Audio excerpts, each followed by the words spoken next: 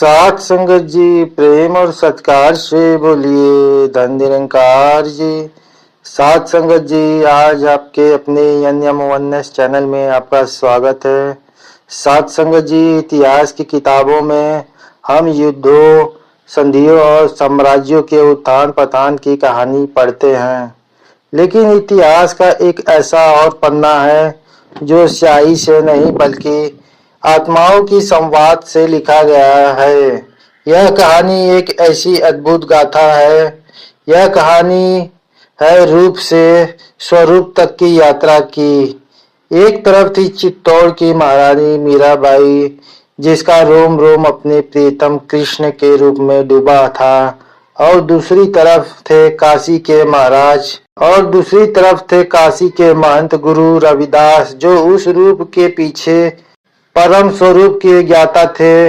यह घटना उस 15वीं शताब्दी की अविस्मरणीय क्षण की है, जब स्वयं भगवान कृष्ण ने अपनी प्रिय भक्त को पूर्णता का मार्ग दिखाया, और यह मार्ग जाता था गुरु रविदास के चरणों तक। आइए जानते हैं वह ऐतिहासिक संवाद जब गुरु रविदास ने मीरा को परिचय स्वयं से कराया। मेवाड़ के राजघराने में जन्मी और चित्तौड़ की महारानी बनी मीराबाई का जीवन फूलों की सेज नहीं था। बचपन में मिले गिरधर गोपाल की मूर्ति ही उसका संसार बन गई थी। विवाह के बाद जब वह चित्तौड़ आई तो अपने साथ अपने कृष्ण को भी ले आई। राजमहल के ऐश्वर्य और राजनीति दांव पेच से उन्हें कोई मोह नहीं था। उनका मन तो केवल अपने संवरिया के लिए रमता था। वह घंटों अपनी मूर्ति से बातें करती, उसे भोग लगाती, उसके सामने नाचती गाती। राज परिवार के लिए यह सब एक रानी के आचरण के विरुद्ध था। उन्हें लोक लाज की चिंता नहीं थी, कुल की मर्यादा का भय था। पति भोजराज की मृत्यु के बाद तो उन पर अत्याचार और भी बढ़ गए। उन्हें कुलनाशनी कहा गया, विष का प्याला भेजा गया, लेकिन मीरा की भक्ति अडिग रही। लेकिन इस अथाह प्रेम और अटूट विश्वास के बावजूद मीरा के भीतर एक बेचैनी थी, एक अधूरापन। उन्हें लगता था कि वह कृष्ण के बहुत पास है, पर फिर भी कोई पर्दा है जो उन्हें पूरी तरह एक नहीं होने दे रहा है। वह अपने प्रभु के रूप में तो खोई थी, पर आत्मा को जिस परम शांति की तलाश थी वह अब भी दूर थी।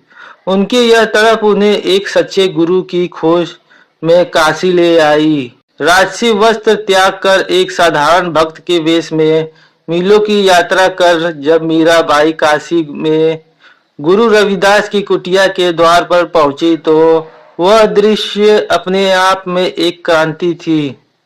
चित्तौड़ की महारानी एक चर्मकार संत के चरणों में झुकी हुई थी। उनकी आंखों में बहते आंसू उनकी पीड़ा बयान कर रही थी।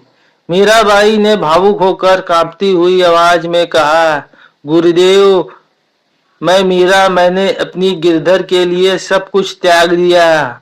मेरा रोम रोम उन्हीं के नाम की रट लगाता है। वह मुझसे बातें करते हैं, मेरे हर संकट में मेरी रक्षा करते हैं। फिर भी मेरे मन में यह अधूरापन क्यों है? यह विरह की अग्नि शांत क्यों नहीं होती? मुझे पूर्णता का मार्ग दिखाइए। गुरु रविदास जो उस समय अपने काम में लीन थे, उन्होंने सिर उठाया और उनकी आंखों में न कोई आश्चर्य था, न कोई अहंकार, केवल अथाह करुणा थी। मीरा को ध्यान से सुना और फिर एक प्रश्न किया जो सीधा मीरा के विश्वास केंद्र पर चोट करने वाला था। रविदास ने शांत और गहरी आवाज में कहा, पुत्री, तुम कहती हो कि तुम्हारे प्रभु तुम्हारे सीधा संवाद करते हैं। तुम्हें पूर्ण विश्वास है कि जिसे तुम पाया है वही अंतिम सत्य है? मीराबाई दृढ़ता से कहा, हाँ गुरुदेव, इससे बड़ा सत्य और क्या होगा कि भगवान स्वयं मुझसे बात करते हैं। मेरे लिए तो मेरे गिरधर ही आदि है, वही अंत है, वही परम है और अंतिम सत्य है। मीरा का यह अडिग विश्वास देखकर गुरु रविदास मुस्कुराए। उन्होंने इस विश्वास को तोड़ा नहीं, बल्कि इसे ही सत्य की कसौटी बना दिया। रविदास ने प्रेम से कहा, बहुत अच्छा पुत्री, तुम्हारा प्रेम प्रशंसनीय है। तो आज तुम जाओ और अपने कृष्ण से एक प्रश्न पूछो। उनसे कहना है, प्रभु, काशी में एक संत रविदास है, वह कहते हैं कि परम सत्य निरंकार है, नाम और स्वरूप से परे है, पर आप तो मेरे सर्वस्व है। आप साकार होकर मुझसे बात करते हैं, कृपया करके मेरा भ्रम दूर करें। आप ही बताइए, क्या आप ही अंतिम सत्य हैं या सत्य कुछ और है? गुरु की आज्ञा पाकर मीरा अपनी कुटिया में लौटी। मन में द्वंद्व था, एक तरफ गुरु का वचन, दूसरी तरफ अपना जीवन भर का विश्वास। उन्होंने अपने गिरधर की मूर्ति के सामने आंखें बंद की और पूरी श्रद्धा से गुरु का दिया प्रश्न दोहराया। मीराबाई ने कहा, हे मेरे संवरिया, आज आप ही मेरा न्याय करें। गुरु रविदास कहते हैं कि परम सत्य पर ब्रह्म निरंकार परमात्मा, पर मैंने तो आपको ही अपना सर्वस्व माना है।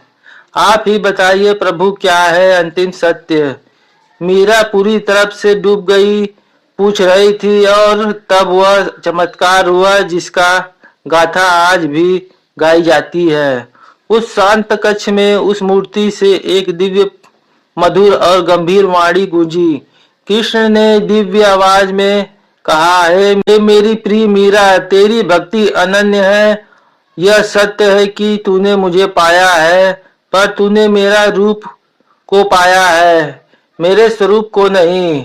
मेरा यह साकार रूप तो मेरे भक्तों के प्रेम का बंधन है, पर यह मेरी पूर्णता नहीं। मेरा वास्तविक स्वरूप अनंत है, निरंकार है। यदि तू मेरे उस अविनाशी स्वरूप को जानना चाहती है तो किसी सच्चे सदगुरु के चरणों में जा। रविदास परम ज्ञानी है, मेरी सच्ची पहचान कराएंगे। जा मीरा, अपनी इस यात्रा को पूर्ण कर। यह सुनकर मीरा की चेतना जाग उठी। उनका अहंकार कि मैंने भगवान को पा लिया है एक क्षण में विलीन हो गया। वह समझ गई कि अब तक वह केवल द्वार पर थी। वह भागी भागी गुरु रविदास के चरणों में लौट आई। इस बार उनकी आंखों में प्रश्न नहीं, केवल पूर्ण समर्पण था। जब मीरा ने पूर्ण समर्पण कर दिया, तब गुरु रविदास ने उन्हें वह ज्ञान दिया जो शब्दों से परे है। यह ब्रह्म ज्ञान का दिव्य क्षण था। रविदास जी अत्यंत गहरी, शांत और ब्रह्मांडीय गूंज के साथ कहते हैं, पुत्री मीरा, अब तू सत्य को जानने के लिए तैयार है। मैं तुम्हें उसी रमे हुए राम का ज्ञान देता हूँ जो सृष्टि के कण कण में रमा हुआ है। तू जिसे कृष्ण कहती है, कोई राम कहता है, कोई अल्लाह कहता है, यह सब नाम उसका एक ही अनाम शक्ति के है। वह निरंकार है, यानी जिसका कोई आकार नहीं। सोच, अगर उसका कोई आकार होता तो वह यही होता, वहां नहीं। वह तो सर्वव्यापी है। वह इस कटौती के जल में भी है और तेरे हृदय में भी है। मीरा, तू कौन है? यह शरीर नहीं, यह तो वस्त्र की तरह है जो एक दिन जीर्ण होकर उतर जाएगी। तू मन है? नहीं, मन तो चंचल है, विचारों का बवंडर है। तू बुद्धि है? नहीं, बुद्धि तो तर्क करती है और सत्य तर्क से परे है। तू इन सब से परे है। वह है चेतना, वह है आत्मा, और यही आत्मा उस परमात्मा का अविभाज्य अंश है जिसे परमात्मा भी स्वयं खुद से अलग नहीं कर सकता। जैसे सूर्य और उसकी विकिरण अलग नहीं, जैसे सागर और लहर अलग नहीं, वैसे ही आत्मा और परमात्मा दो नहीं है, यही अद्वैत है। इसलिए तेरे प्रभु ने गीता में कहा था, नैनम छिंदती शास्त्रा नैनम दहती पावका न यशोयति मारता, यह उस आत्मा के लिए ही है। कहा गया है यह अविनाशी है, सनातन है, यह न जानता है न मारता है। यह परम तत्व है जो हर परिवर्तन के पीछे अपरिवर्तित रहता है। देख मीरा, तेरे और मेरे बीच में क्या है? यह हवा, यह आकाश नहीं, हमारे बीच में वही है। तुझ में और मुझ में क्या है? वही यह जो मैं और तू का भाव है। यही अज्ञान है, यही माया है। जिस क्षण यह भाव गिरता है उसी क्षण तू जान जाती है कि तू कृष्ण से अलग नहीं, तू ही कृष्ण चेतना है, तू ही ब्रह्मा है। अहम ब्रह्मास्मि। यह जो शून्य है जिसे लोग कुछ नहीं समझते, वही सब कुछ है। उसी शून्य से सब जन्मा है, उसी में सब विलीन हो जाता है। यही है वह निरंकार, यही है तेरा वास्तविक स्वरूप, यही है कृष्ण का वास्तविक स्वरूप, यही है अहम ब्रह्मास्म का बोध। अब आंखें खोल पुत्री, अब तुझे कृष्ण किसी मूर्ति में नहीं बल्कि हर जीव में, हर धड़कन में, अपनी हर सांस में अनुभव होगे। यही सच्चा मिलन है, यही विरह का अंत है। गुरु ने इन वचनों से मीरा के भीतर चेतना का सर्वोदय कर दिया। उनका मैं भाव विलीन हो गया, उन्हें आत्म साक्षात्कार हुआ। उस दिन के बाद मीरा की भक्ति परमानंद का उत्सव बन गई। उनके पदों में अब विरह नहीं, अद्वैत का दर्शन था। उन्होंने निर्भय होकर गाया, पायो जी मैंने राम धन पायो, वास्तु अमूलक दी मेरे सतगुरु कृष्ण, सतगुरु कृपा करी अपनायो, पायो जी मैंने राम रतन धन पायो।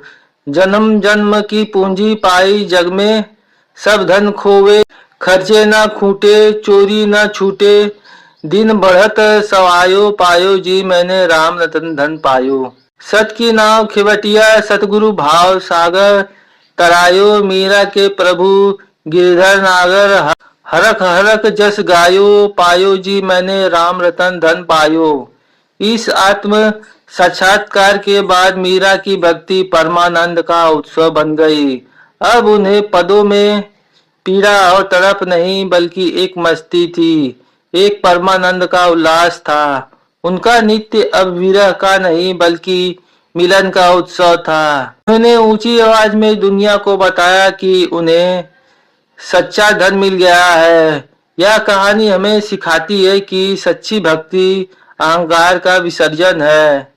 यह हमें बताती है कि भगवान स्वयं अपने भक्त को पूर्णता की ओर भेजते हैं। गुरु रविदास और मीरा का यह मिलन सगुण और निर्गुण का प्रेम और ज्ञान का भक्त है, और भगवान का वह दिव्य संगम है जो हमें एक ही सत्य दिखाता है। सबसे बड़ी खोज बाहर नहीं, अपने भीतर होती है, और सच्चा गुरु हमें किसी और से नहीं बल्कि स्वयं से मिलता है। इस दिव्य गाथा को सुनने के लिए आपका धन्यवाद। प्रेम और सत्कार से बोलिए धन निरंकार जी।